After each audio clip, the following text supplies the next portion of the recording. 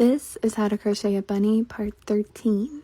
We are on row 16, and for this row we are going to decrease every single stitch, and we're going to go from 12 stitches to 6 stitches.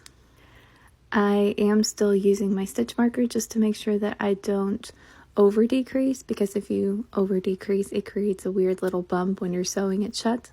Plus, this way, by having 6 stitches at the end, we'll have 6 stitches at the beginning and 6 stitches at the end, and it just evens out. After the decreases, I'm going to add a little bit more stuffing to make sure that the bottom is as firm as the top.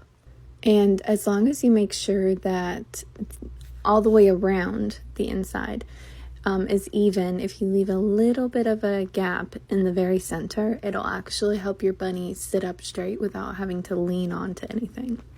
A common issue with things tipping over is when you overstuff the very center of it, and then it'll create a little bit of a round on the bottom, and it can't sit still that way.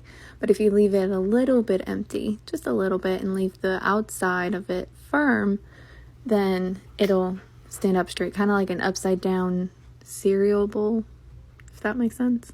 But the way that I make sure I don't overstuff or understuff is when I'm going around with my fingers and I'm squishing it to see the level of squishiness.